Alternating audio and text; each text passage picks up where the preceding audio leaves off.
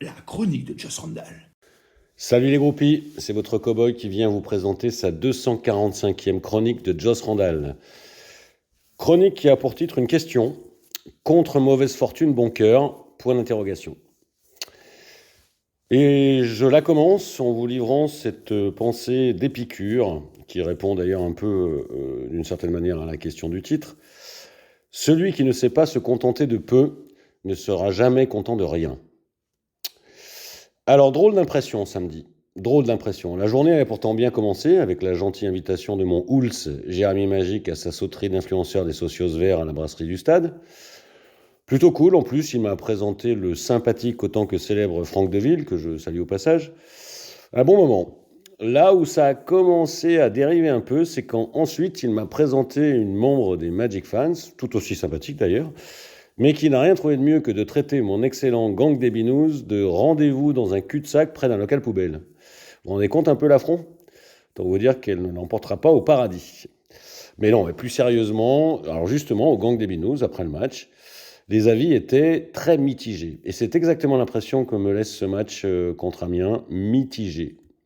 Alors il y avait ceux qui considéraient qu'on avait davantage l'air de revenir de Waterloo que d'Austerlitz. Ceux qui avaient sur le visage une grimace comme un mec de Dublin qui souffre d'un ulster à l'estomac. Et puis à l'inverse, il y avait ceux qui ont plutôt poussé de soulagement un soupir capable de regonfler ta roue de secours, constatant que sans l'éclair de vol au-dessus d'un Nkunku, eh ben on l'aurait eu dans le baigneur si profondément que ça nous aurait chatouillé la luette. Luette, je te plumerai.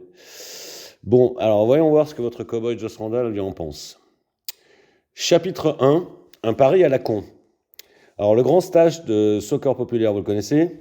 Alors en voilà un qui était remonté comme une horloge suisse sur cette idée aussi sotte que grenue de notre «C'est mon fils, ma batless» de tenter un pari bizarre avec du turnover et un système un peu modifié. C'est bien simple, il nous a râpé les noyaux toute la soirée avec ça. Mais bon, si vous connaissez le grand stage, vous savez aussi que c'est un soupe-au-lait niveau Champions League et qu'il faut donc tempérer toujours un peu ses propos. Alors, il faisait bien sûr allusion aux titularisations combinées de Mortal Fomba et de Kader Ambassadeur.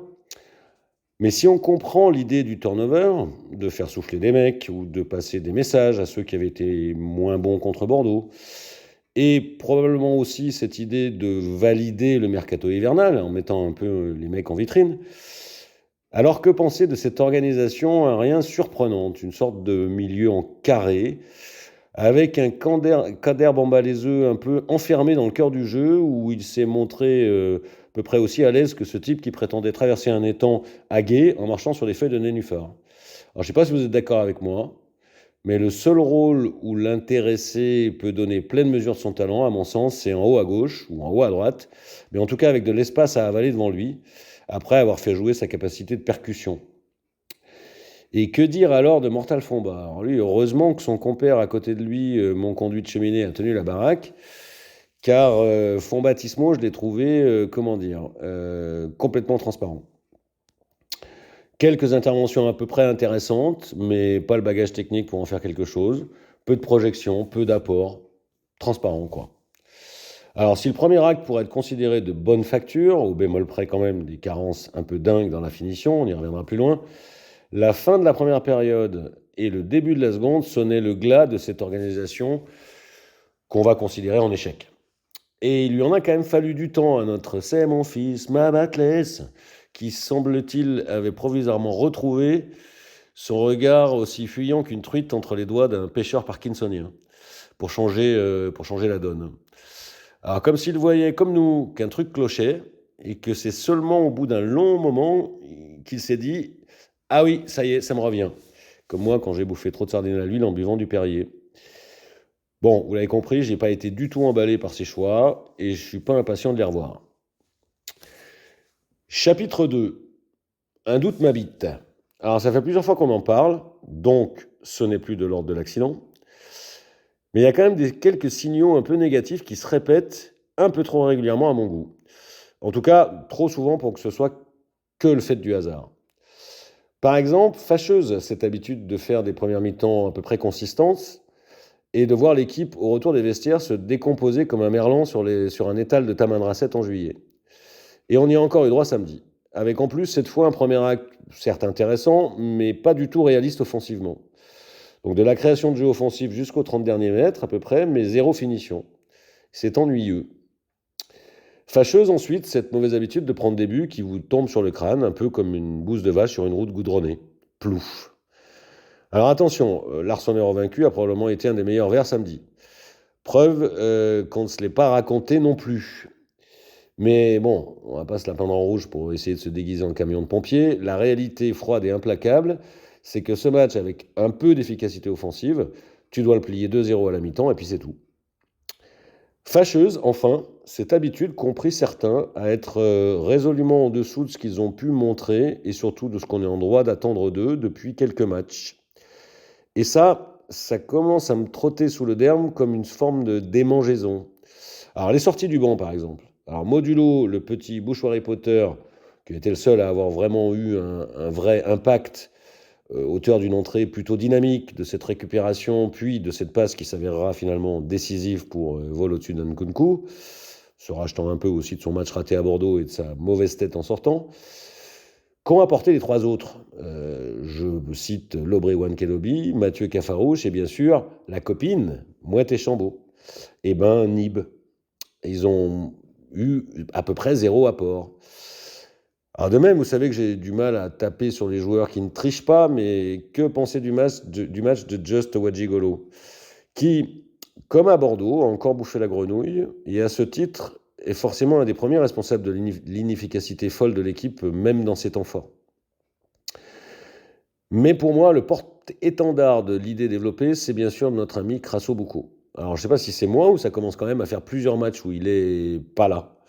Et quand lui n'est pas là, le jeu de l'équipe s'en ressent clairement.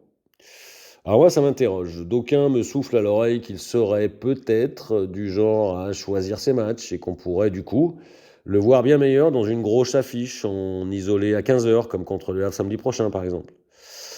D'autres me parlent plutôt d'une méforme physique, ou d'autres encore me parlent d'un tempérament un peu roue libre, lié à une stupide conviction du coup, qui serait surtout très prématurée selon moi, qu'on aurait désormais le cul définitivement sorti des ronces. Vraiment, un doute m'habite et tous ces doutes m'habitent pour la suite.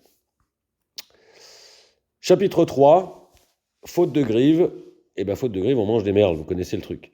Alors, c'est histoire de ne pas terminer cette diatribe sur une impression par trop négative et de vous laisser comme des gueux avec un mental plus vaseux qu'un brochet dans les dombes. On va essayer de positiver. Alors, en se disant que, bah oui, qu'il faut faire contre mauvaise fortune bon cœur parfois. Et que ce match, après le but d'Amiens, je ne vous cache pas que mon ami, le maréchal des logis-chefs, Adbruya 19 et ma pomme, eh bien, on pensait vraiment le perdre, tellement on ne voyait plus rien côté vert depuis le début du second acte. Et qu'avec l'égalisation de la possibilité du Nils, Welbeck vous l'offre, finalement le sort nous fut aussi clément que le lac du même nom.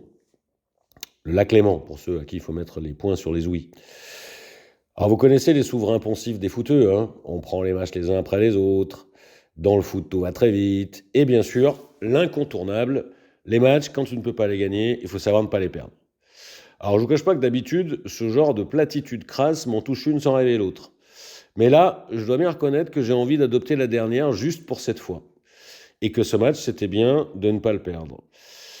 On prend quand même un point, le compteur de Micheline continue de tourner. Alors certes moins vite qu'espéré, mais ça avance quand même.